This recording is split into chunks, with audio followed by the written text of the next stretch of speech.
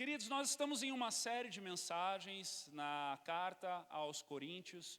Temos aí desbravado numa grande e longa jornada. Não temos prazo para encerrarmos essa série. Temos buscado compreender e pregar o que a carta está trazendo para nós, um assunto após o outro. E algo muito lindo que acontece quando nós fazemos isso, quando nós expomos a palavra de Deus, por meio da pregação expositiva, é que não é uma série onde o pastor encontra uma necessidade das ovelhas somente e ele então traz uma palavra de ensino para as ovelhas. Mas é um momento ou a oportunidade onde a palavra é quem traz o ensino para a igreja. Ou seja, não é só a ovelha que recebe, mas é o pastor também. E é justamente nessa compreensão que hoje o tema da palavra é o ministro de Cristo. Ou seja, nós estaremos falando aqui num trecho da carta de Paulo aos Coríntios, onde ele está falando a respeito dele mesmo, trazendo um nível para que o ministro ou os ministros das igrejas do Senhor possam então caminhar nessa direção. Em outras palavras, tudo que eu falar aqui hoje poderá ser usado contra mim. Então eu quero convidar você a abrir a palavra de Deus em 1 Coríntios capítulo 4, e se pondo de pé, nós vamos ler dos versículos 1 ao 5. Vamos honrar a palavra de Deus de pé, lendo juntos e crer que o Senhor tem grandes coisas aqui para nós. Antes de você se perguntar, eu vou perguntar por você. Pastor, por que é que eu tenho que vir num domingo e ouvir a respeito do perfil do ministro de Cristo? Ora, por várias razões. Porque talvez no meio de nós, e em nome de Jesus, no meio de nós, existem aqueles que almejam o episcopado. Porque também você, conhecendo a palavra de Deus de forma mais precisa, você sabe também o que esperar de um ministro. A palavra colocará à prova hoje, e eu não serei leviano para com os ministros da casa dele. É uma mensagem desafiadora. É aquela mensagem que o pastor quase pede para outra pessoa vir pregar no lugar dele. Mas eu creio que o Senhor tem algo para nós aqui nessa manhã, amém? Vamos ler juntos então, 1 Coríntios capítulo 4, dos versículos 1 a 5, diz assim: Portanto, que todos nos considerem como servos de Cristo e encarregados dos mistérios de Deus. O que se requer destes encarregados é que sejam fiéis. Pouco me importa ser julgado por vocês ou por qualquer tribunal humano. De fato, nem eu julgo a mim mesmo, embora em nada minha consciência me acuse, nem por isso justifico a mim mesmo. O Senhor é quem me julga. Portanto, não julguem nada antes da hora devida. Esperem até que o Senhor venha. Ele trará à luz o que está oculto nas trevas e manifestará as intenções dos corações. Nesta ocasião, cada um receberá de Deus a sua aprovação. Irmãos, apliquei estas coisas a mim e a Apolo por amor a vocês, para que aprendam de nós o que significa não ultrapassem o que está escrito. Assim, ninguém se orgulhe a favor de um homem em detrimento ou em desprezo por outro. Amém. Feche seus olhos. Pai amado, Pai querido, nos colocamos em Tua presença, para que o Senhor venha, através da Tua palavra e do agir do Teu Espírito, operar no nosso coração nessa manhã. Que a Tua palavra, que é viva e eficaz, que é lâmpada para os nossos pés, luz para o nosso caminho, a Tua palavra, que é mais cortante do que uma espada de 2 gumes, possa vir hoje e trazer um prumo, trazer um alinhamento, trazer uma expectativa bíblica com relação a tudo aquilo que diz respeito ao ministério dos ministros, dos servos, dos vocacionados na Tua casa, em nome de Jesus. Amém. Podem se sentar.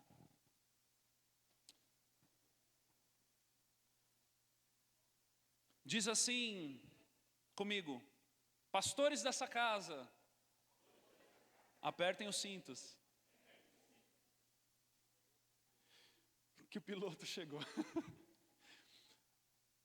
Portanto, que todos nos considerem como servos de Cristo e encarregados dos mistérios de Deus. O que se requer destes encarregados é que sejam fiéis. Esta palavra encarregado, que Paulo decide usar neste momento. Paulo atribui aos ministros várias palavras ao longo das suas cartas. Mas neste momento ele usa a palavra encarregado no significado de despenseiro, no significado de servidor. Em outro momento na palavra de Deus, onde esta palavra encarregado, que Paulo intitula ao ministro, é usada, é lá com José na casa de Potifar. Quando José é contratado ou comprado por Potifar para cuidar das suas coisas, José então é o encarregado da casa de Potifar. E nós conhecemos a história de José. José é um homem que ele está buscando viver um sonho, uma visão que Deus deu para ele. E por muito tempo ele é vendido como escravo, ele é colocado em situações delicadas, mas ele permanece fiel até que a vontade do Senhor se cumpra na vida dele. E neste momento da história de José, em que José vai para a casa de Potifar, algo muito lindo acontece. Eu quero ler contigo este momento desse relato, está lá em Gênesis capítulo 39, do versículo 5 em diante, diz assim: desde que o deixou cuidando de sua casa e de todos os seus bens, o Senhor abençoou a casa do egípcio por causa de José. A bênção do Senhor estava sobre tudo o que Potifar possuía, tanto em casa como no campo. Assim deixou ele aos cuidados de José tudo o que tinha, e não se preocupava com coisa alguma, exceto com sua própria comida. José era atraente e de boa aparência, e depois de certo tempo a mulher do seu senhor começou a cobiçá-lo, e o convidou: venha, deite-se comigo. Mas ele se recusou e lhe disse: meu senhor não se preocupa com coisa alguma dessa casa, e tudo o que tem deixou aos meus cuidados. Ninguém desta casa está acima de mim. Ele nada me negou, a não ser a senhora, porque é a mulher dele. Como poderia eu, então, cometer algo tão perverso e pecar contra Deus?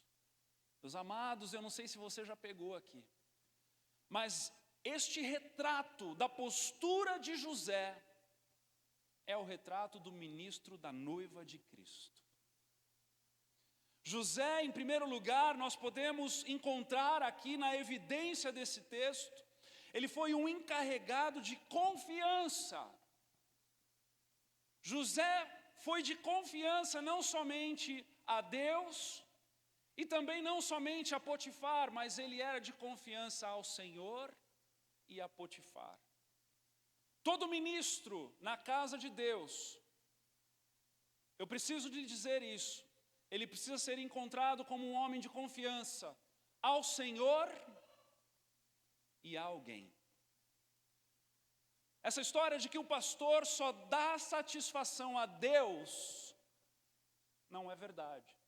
Pastor, mas espera aí, você acabou de ler um negócio lá de Paulo que parece que ele falou isso. Parece, a gente já vai chegar lá. Mas Potifar, ele temia a Deus e ele temia também a alguém que havia o aferido a responsabilidade. Todo pastor é ungido por um outro alguém. Todo pastor é colocado em autoridade por uma outra pessoa. E a esta pessoa ele deve satisfação. A esta pessoa ele deve uma resposta de submissão e obediência. para que este pastor não seja encontrado como alguém altivo, orgulhoso e dono do próprio nariz. Porque, meus amados, se há algo no meio cristão no que nós precisamos aprender o quanto antes melhor, é de que nenhum de nós é dono do próprio nariz. Então, José, ele foi um encarregado de confiança ao Senhor e a Potifar. A segunda coisa que nós aprendemos nesse texto é que José prosperou através da boa administração. José compreendia, ele vai dizer que não há nada daquilo que Potifar tenha, que ele não tenha sido colocado como responsável. Um ministro na casa de Deus, ele não terceiriza responsabilidades. Um ministro na casa de Deus, ele não se esquiva das suas atribuições. O ministro na casa de Deus, ele assume a responsabilidade integral, inclusive da área administrativa. Ele vai prestar contas ao Senhor, porque o Senhor, na sua infinita sabedoria, na sua majestade, na sua glória, decidiu confiar o que há de mais precioso nas mãos do ministro, a sua noiva. Tem alguém aqui que está noivo para se casar? Ninguém, né? É porque se tivesse eu também não saberia, porque eu não acho que tem ninguém. Mas imagine você. Imagine você, noivo, cortejando uma mulher para o casamento, prestes a se casar com ela. E aí alguém chegaria para você e diria assim: olha, eu vou dar um rolê com ela e já volto, beleza? Tem algum noivo aqui que confiaria a sua noiva para um outro alguém? Deus confiou. Deus confiou aos ministros a sua noiva. Terceiro, José não se aproveitou da mulher do seu Senhor. O ministro de Cristo, ai dele, ai do ministro de Cristo, que ousar se aproveitar da noiva de Deus, para as suas próprias vontades, para os seus próprios deleites, para os seus próprios desejos. Ai do ministro. José diz: meu senhor não se preocupa com coisa alguma de sua casa, e tudo o que tem deixou aos meus cuidados. Ninguém dessa casa está acima de mim. Ele nada me negou a não ser a senhora, porque é a mulher dele. Como poderia eu então cometer algo tão perverso e pecar contra Deus? Ele ainda diz que ele vai prestar contas ao Senhor Potifar e a Deus, se por acaso ele se aproveitar da mulher do seu senhor. O ministro não tem autonomia para se aproveitar do financeiro da noiva de Cristo. O ministro não tem autonomia para se aproveitar de construir ambientes tóxicos de supervalorização de coisas que a palavra não valoriza. O ministro não tem essa autonomia de inventar uma igreja que não seja a igreja bíblica. O ministro é tão servo quanto o servo dos servos. O ministro, ele é o encarregado. Por acaso o encarregado trabalhou para ter as coisas? Não.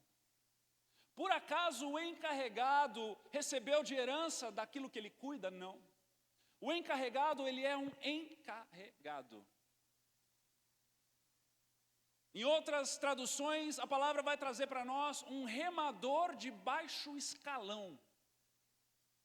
Sabe aqueles barcos antigos, eu não sei se você já estudou na história, aqueles barcos onde vários remos apareciam saindo de dentro de um barco fechado, e você via aqueles remos remando sem saber o que estava acontecendo ali por trás? Esse é um ministro na casa de Deus. Uma pessoa que ajuda o barco a andar, mas que não aparece. Ele está como servo dos servos. Os ministros, Spurgeon dizia, são para as igrejas, e não as igrejas para os ministros.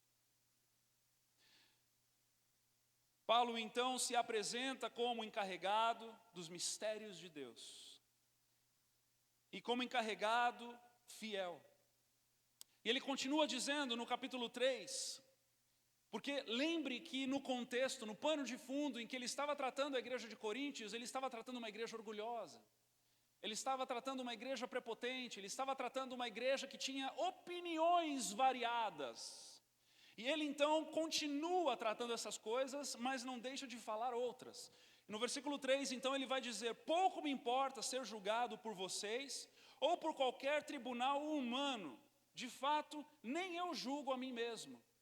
Se nós lêssemos isso sem conhecer o que está acontecendo por trás, Paulo aparentaria ser um homem orgulhoso aqui nesse momento, dizendo: olha, eu não estou nem aí para o que vocês pensam.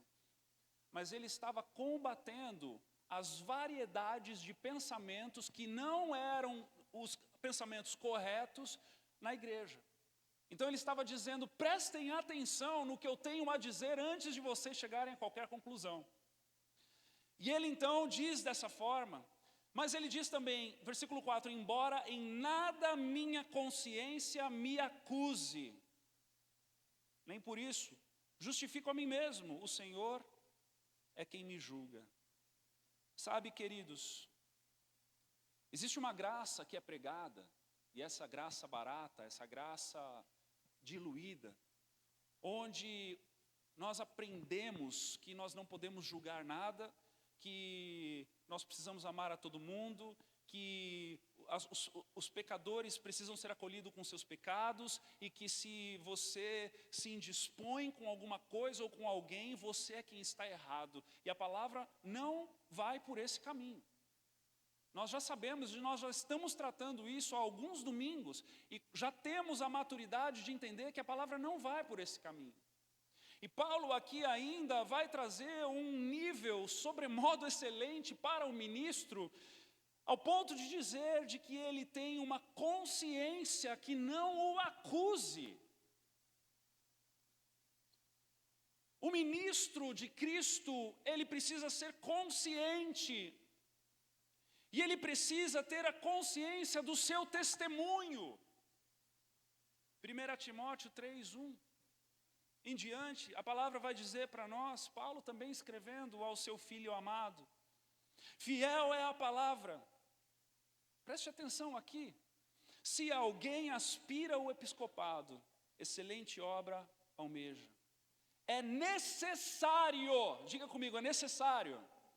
Amados, é necessário, portanto, que o bispo, ou o ministro, ou o episcopos, ou aquele servo, seja irrepreensível, esposo de uma só mulher, temperante, sóbrio, modesto, hospitaleiro, apto para ensinar, não dado ao vinho, não violento, porém cordato, inimigo de contendas, não avarento, e que governe bem a própria casa, criando os filhos sobre disciplina com todo respeito. Pois, se alguém não sabe governar a própria casa, como cuidará da igreja de Deus? Não seja neófito, para não suceder que se ache e incorra na condenação do diabo. Pelo contrário, é necessário que ele tenha bom testemunho da igreja, dos de fora, a fim de não cair no opróbrio e no laço do diabo. A lista é grande. 1 Pedro 5:1. Pedro também vai escrever um pouquinho a respeito disso, e ele diz: portanto, apelo para os presbíteros que há entre vocês, que o faço na qualidade de presbítero, como eles, e testemunha dos sofrimentos de Cristo, como alguém que participará da glória a ser revelada. Pastoreiem o rebanho de Deus que está aos seus cuidados. Olhem por ele, não por obrigação, mas de livre vontade, como Deus quer. Não façam isso por ganância, mas com desejo de aparecer. Não, já sei. Com o desejo de se promover. Com o desejo de ter mais seguidores no Instagram. Com o desejo de ser reconhecido na prefeitura da cidade. Com o desejo de servir. Mas como assim, pastor, servir? Servir. Servir servindo. Servir se entregando. Servir se gastando. Não hajam como dominadores dos que lhes foram confiados, mas como exemplos para o rebanho. Não é por oposição, não é por dominar, não é por um jugo, um fardo, mas é por referência. É por referência. É por modelo. É por conduta de vida. É pela forma de lidar com as coisas da vida. Consciência de testemunho, mas também a consciência de temor, porque assim como ele disse, embora em nada a minha consciência me acuse, por ter a consciência do testemunho que ele estava entregando para aqueles que o observavam, ele também diz: o Senhor é quem me julga. E aqui agora, quem tem consciência de quem Deus é, preste atenção no que eu vou lhe dizer. Veja o que ele está dizendo agora. Porque quando ele diz: pouco me importa ser julgado por vocês ou por qualquer tribunal humano, de fato nem eu julgo a mim mesmo. Mas aí ele diz: o Senhor é quem me julga. Meus amados, o caldo é mais grosso. O negócio é mais sério. O que Paulo está querendo dizer: olha, o que vocês pensam a respeito de mim vai até um certo ponto. Mas o que Deus pensa a respeito de mim, de como eu vivo, de como eu ajo, de como eu faço, de como eu respondo, de como eu me porto, de como eu lido com as finanças, de como eu faço com isso, eu faço com aquilo, é muito mais sério. Porque um dia, todo ministro que já pisou os pés nessa terra, já recebeu a imposição de mãos e já foi ungido para o ministério, prestará conta de tudo aquilo que ele fez aqui na terra. E essas contas são prestadas a Deus, o dono da noiva. Veja a consciência de temor. 1 Coríntios 10, 12, assim aquele que julga estar firme, cuide-se para que não caia. Cuide-se. 1 Timóteo 4,16, atente bem para a sua própria vida e para a doutrina, Paulo escreve a Timóteo, perseverando nestes deveres. Quais deveres? Atentar-se bem para a própria vida e para a doutrina. A doutrina, aos nossos irmãos assembleanos que estão nos ouvindo, não diz respeito às doutrinas de usos e costumes, mas dos mandamentos do Senhor, aquilo que a palavra do Evangelho apostólico aponta como ordenança ou como modo de viver, modo de crer, doutrinas, formas de estar de acordo com a sua fé bíblica, doutrinas. Atente bem para a própria vida e para a doutrina, perseverando nesses deveres, pois agindo assim, você salvará tanto a si mesmo, e aqui salvar não é no contexto de salvação, mas é no contexto de fazer bem as coisas, tanto a si mesmo quanto aos que o ouvem. Veja só como é pela referência, veja só como é pelo zelo da vida bem vivida da forma bíblica. É a vida bem vivida da forma bíblica. É o histórico sendo progressivo na santificação. É a vida sendo apontada como direção de alguém que está melhorando e que está apto para falar, para ensinar e não ser um hipócrita. Quem é o hipócrita? O hipócrita é o que fala, mas não vive. O hipócrita é o que ensina, mas não obedece. O hipócrita é aquele que aparenta, mas não é. Eu falei para vocês que eu ia ser duro comigo. E tudo o que eu disser poderá ser usado contra mim. Mas a palavra de Deus é superior a qualquer homem, a qualquer título, a qualquer cargo. E nós vamos ficar com ela. Amém? Versículo 5, 1 Coríntios 4. Portanto, não julguem nada antes da hora devida. Esperem até que o Senhor venha. Ele trará à luz o que está oculto nas trevas e manifestará as intenções dos corações. Nesta ocasião, cada um receberá de Deus a sua aprovação. Aqui, de primeiro momento, de novo, parece que Paulo está ensinando que nós não podemos julgar nada e nem ninguém.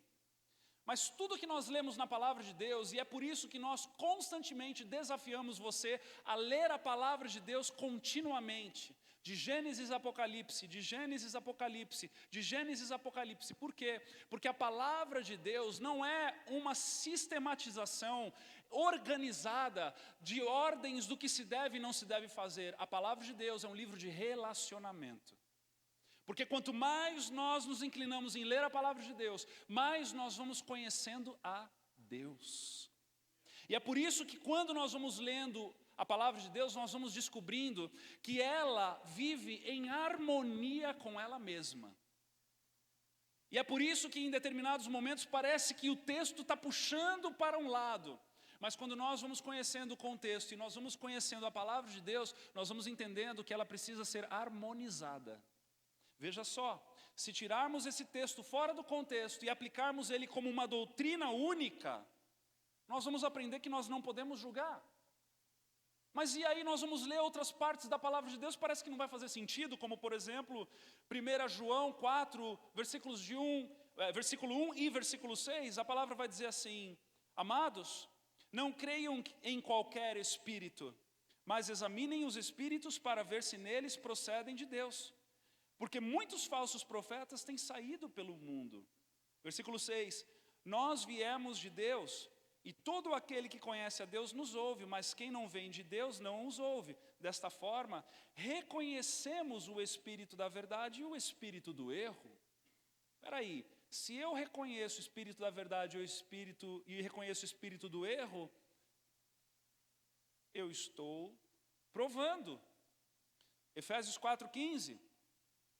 Antes, seguindo a verdade em amor, cresçamos em tudo naquele que é a cabeça, Cristo. Ou seja, se nós crescemos, significa que nós amadurecemos. E amadurecer é muitas das vezes olhar para trás e julgar aquilo que você fez no passado como algo não tão bíblico quanto agora aquilo que você conhece vivendo uma nova maturidade.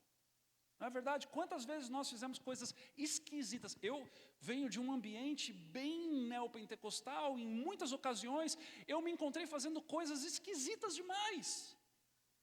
Em que eu olho para trás, eu não sei se eu choro ou se eu dou risada. Porque eu olho para a palavra de Deus e não bate. Estamos juntos, né? É nós. É assim, né? Eu fiz assim. Filipenses 3:2, olha lá. Acautelai-vos dos cães, acautelai-vos dos maus obreiros.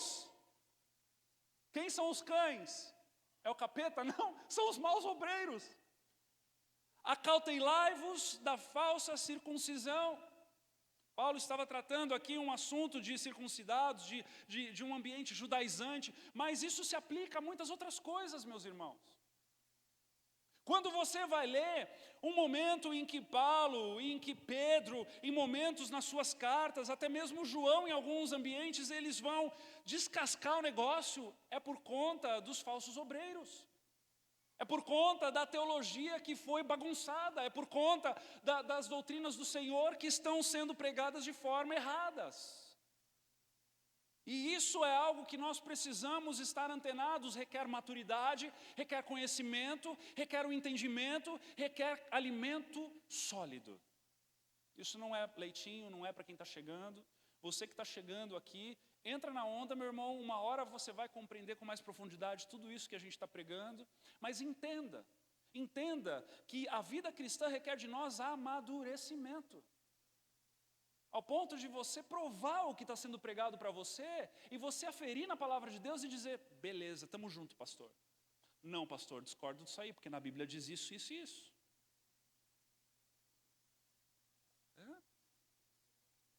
1 Timóteo 5, olha o extremo em que chega essa questão. De 17 a 22. Os presbíteros que lideram bem a igreja são dignos de dupla honra, especialmente aqueles cujo trabalho é ficar de casa em casa visitando a todos o dia inteiro. É isso que está escrito aí? Aquele cujo trabalho é a pregação e Poxa, se ele ensina é para aprender. Se ele prega é para ensinar, é para a igreja amadurecer. Pois a Escritura diz, não amordace o boi enquanto está debulhando o cereal. E aqui a gente sabe, infelizmente, que muitos ministros, muitos pastores vivem uma vida miserável, liderando igrejas e não sendo nem sustentados por ambientes em que eles lideram, em que eles têm ali a palavra do ensino, e pastores vivem, quantas e quantas e quantas são as histórias. Paulo está admoestando este ambiente, dizendo que isso é tóxico, mas ele está dizendo, olha, não amordace o boi enquanto está debulhando o cereal, e o trabalhador merece o seu salário. Não aceite acusações, agora veja aqui, não aceite acusações contra um presbítero, se não for apoiada por 2 ou 3 testemunhas. Os que pecarem deverão ser repreendidos em público. Para quê? Por que expor desse jeito? Para que os demais também temam. Espera aí, o ministro não é então esse cara aí todo tal, dono de tudo que resolve? Não, eu acho que não, queridos. Eu acho que não. Versículo 21, de 1 Timóteo 5. Eu o exorto solenemente, diante de Deus, de Cristo Jesus e dos anjos eleitos, a que procure observar essas instruções sem parcialidade e não faça nada por favoritismo. A gente já vai chegar lá, a gente vai falar um pouquinho sobre isso também. Não se precipite em impor as mãos sobre ninguém e não participe dos pecados dos outros. Conserve-se puro. Conserve-se puro. Bom, se Paulo está dizendo para Timóteo conservar-se puro, se Paulo está dizendo para Timóteo não se tornar participante dos pecados dos outros, Paulo está dizendo que o nível de expectativa de um ministro é sobremodo superior a um padrão da igreja.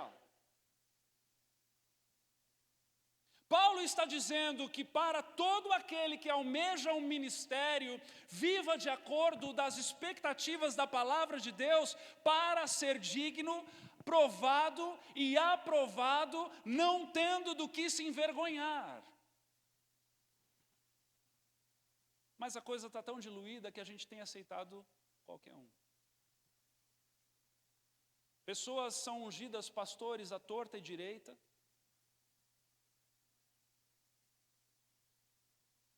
E aí fica essa coisa que todo mundo ouve por aí, pastor, pastor, pastor, pastor, pastor, pastor.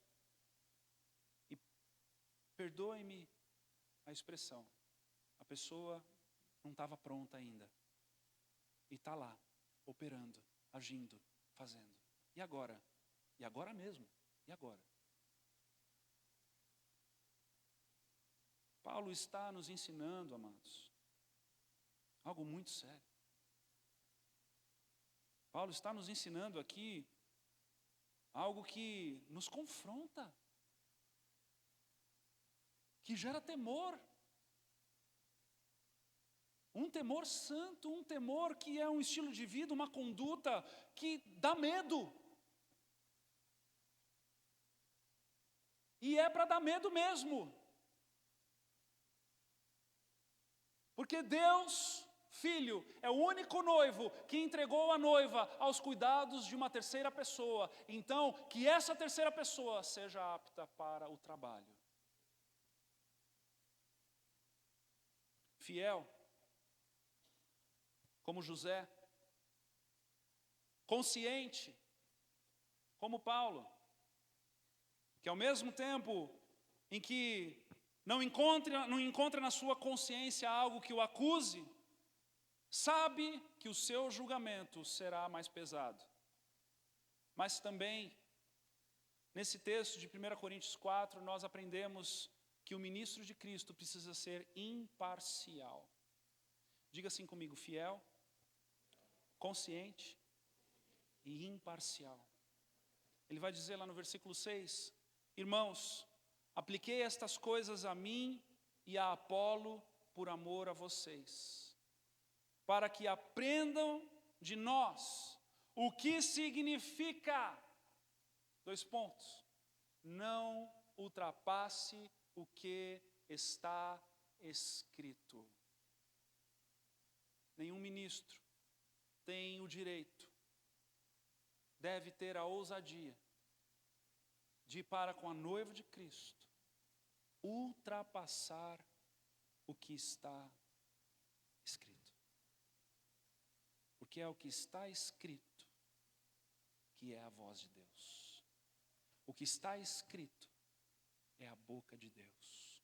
O que está escrito é firme fundamento para as nossas vidas. O que está escrito é o que nos permite julgarmos uns aos outros e aperfeiçoarmos uns aos outros, para que a nossa vida não agrade o modus operandi do refúgio, ou o modus operandi do farol, ou o modus operandi da Assembleia de Deus, ou o modus operandi seja qual for a igreja, mas para que agrade ao Senhor na nossa conduta, na nossa vida, no nosso ensino, na forma em que nós lidamos com todas as coisas. Não ultrapassem o que está escrito. Assim, ninguém se orgulhe a favor de um homem em desprezo por outro. O ministro, ele precisa ser imparcial. Perceba que Paulo não manifestou aqui as suas qualidades no momento da exortação. Ou num termo que nós conhecemos aqui, Paulo não se gabou em momento algum. Quando ele diz, pouco me importa ser julgado por vocês, nós aprendemos aqui que ele estava querendo dizer que o julgamento do qual ele passará seria muito pior do que pelos homens. Paulo não estava aqui cantando a bola, ele estava estabelecendo um padrão para todo ministro da noiva de Cristo. Ele agiu de forma imparcial. E ele convida agora aos coríntios para fazerem o mesmo. E ele diz, ninguém se orgulhe a favor de um homem, em desprezo por outro. Não achem que Apolo é melhor do que Paulo, ou Paulo é melhor do que Apolo, ou de que um ensina algo muito melhor e o outro ensina algo inferior. Mas que o ensino e a aprovação seja escritural, seja que não ultrapassem o que está escrito. Ele diz, meçam os seus ministros pelo que está escrito. aprovem ou reprovem o que eles dizem pelo que está escrito, e não pela eloquência das suas mensagens, e não pela capacidade de convencimento das suas argumentações. Mas o que deve ser aprovado ou reprovado no ministro é se ele é fiel à palavra de Deus. Igreja amada, não se entregue por alguém que você tenha mais afinidade, para fazer dele o teu ministro, para fazer dele aquele que fala na tua vida de forma bíblica. Mas veja se quem está falando para você está falando o que a palavra está dizendo. Essa é a expectativa do Senhor para com seus ministros.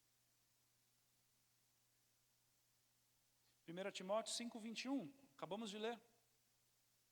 Eu o exorto solenemente diante de Deus, de Cristo Jesus e dos anjos eleitos, a que procure observar essas instruções sem parcialidade e não faça nada por favoritismo.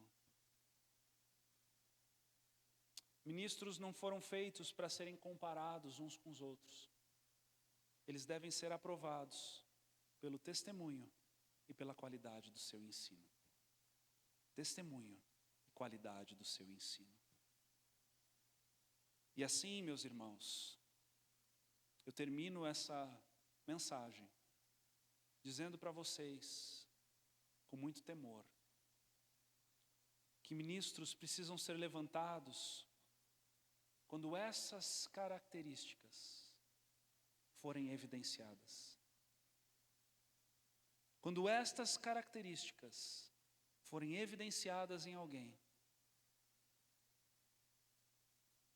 irrepreensível, esposo de uma só mulher, temperante, sóbrio, modesto, hospitaleiro, apto para ensinar, não dado ao vinho, não violento, cordato, inimigo de contendas, não avarento, que governe bem a sua própria casa, criando os filhos sob disciplina, com todo respeito, pois se alguém não governa, que não seja neófito, para não suceder que se ensoberbeça e incorra na condenação do diabo.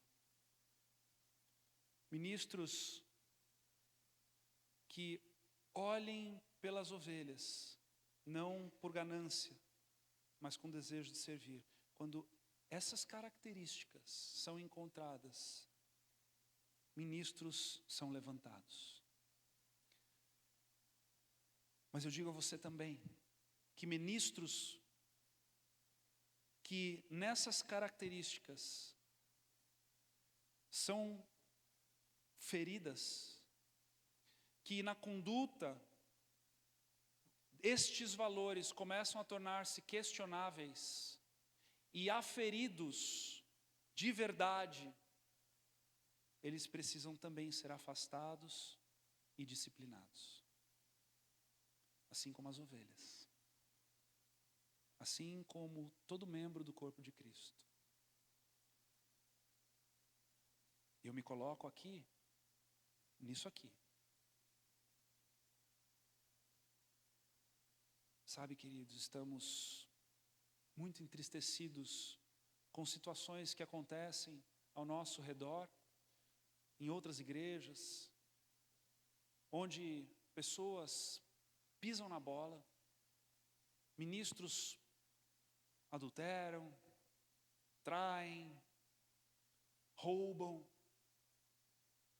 e simplesmente são remanejados. Não pagam o preço de serem confrontados pela igreja local, de se assentar num banco e ficar do lado da ovelha que ele por anos ensinou, como uma ovelha também. Eu estou para ver o dia em que eu ouço algum pastor caindo e se assentando na mesma igreja, chamando um outro pastor para conduzir a sua igreja, e agora recebendo assim como qualquer um outro. Amados, todos nós somos suscetíveis a erros. Todos nós que estamos de pé devemos cuidar para que não caiamos. Mas se cairmos, devemos ser afastados de um cargo de liderança. E todos nós, com a consciência madura na fé, precisamos ser admoestados e, quando necessário, disciplinados. Isso é sério demais, porque não diz respeito ao pastor, diz respeito à igreja. A igreja é coluna e baluarte da verdade. A igreja deve permanecer imaculada. Eu não estou dizendo aqui que o ministro não deve ter pecado sequer, porque aquele que diz que não peca é mentiroso. Mas nós estamos falando de práticas pecaminosas, nós estamos falando de posturas, nós estamos falando de uma conduta, da qual a palavra nos afere, uma condição. É uma condição. Ou somos condicionados, ou fazemos disso aqui uma bagunça. E a palavra diz, e nós obedecemos. Porque se há um lugar que não deve ter bagunça, se há um lugar que deve haver ordem e progresso, é na casa de Deus. Se há um lugar em que deve haver seriedade, é na casa de Deus. Então eu quero, nessa manhã, terminar de forma diferente. Eu quero convidar você a se colocar de pé. Quero convidar os pastores dessa casa que estão aqui hoje, que venham aqui na frente, junto comigo. E eu vou pedir, pode subir.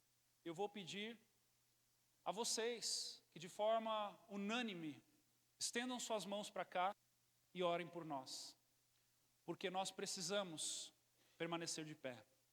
Nós precisamos permanecer no lugar onde a palavra nos afere a responsabilidade e o encargo que nos foi confiado.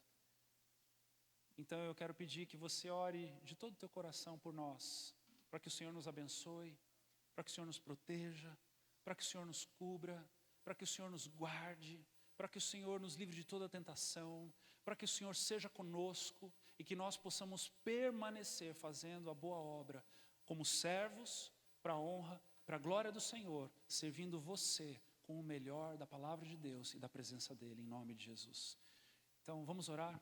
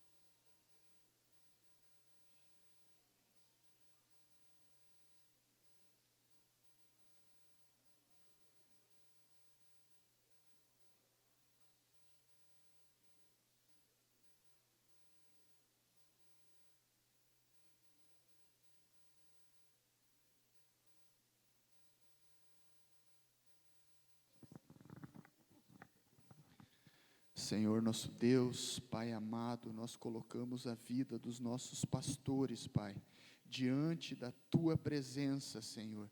Que eles continuem sendo fiéis a Ti, Senhor. Que eles continuem fazendo com excelência a Tua obra, Senhor. A Tua palavra que é viva e eficaz, lâmpada para os nossos pés, Senhor, luz para o mundo, Senhor. Que eles não se desviem nem para a direita e nem para a esquerda, mas que eles continuem firmes no caminho que é estreito, e que eles nos ajudem a trilhar esse caminho que é estreito, Senhor. Que eles possam estar no alto do monte, Senhor, nos mostrando o caminho, Senhor, nos orientando, Senhor, e ao mesmo tempo eles também, Senhor, estando firmes nessa caminhada, Senhor. Cuida dos nossos pastores, Pai, zela pela vida deles, Senhor, mantém eles de pé, Senhor, para que eles não caiam, Pai. Mantenha eles de pé, Senhor, para que eles possam sempre nos orientar, Senhor. Nós te agradecemos pela vida dos nossos pastores, papai. Cuida dele, da família dele, Senhor, dos filhos dele, Senhor. Que eles possam pregar sempre a verdade, o evangelho genuíno e verdadeiro, Pai. Tira da mente deles todo o sofisma, toda a estrutura de pensamento de engano, Senhor, e coloca a tua palavra que é viva e eficaz, Pai. Cuida deles, papai. Eu entrego eles, nós entregamos eles na tua presença, Senhor, na tua doce presença, papai. Enche eles do Espírito Santo, Pai, que eles possam derramar da tua presença sobre nós, Senhor, e que eles possam estar cuidando da tua igreja, papai, com toda a excelência e com toda a devoção deles, papai. Em nome de Jesus, Senhor, nós te entregamos, nós colocamos eles diante de ti, Senhor. Obrigado pela vida dos nossos pastores, Pai. Obrigado, Jesus. Nós te agradecemos. Lava eles com o teu sangue poderoso e precioso, Jesus. Oh, Espírito Santo de Deus, obrigado, Senhor. Nós te agradecemos por eles. No nome santo de Jesus. Amém.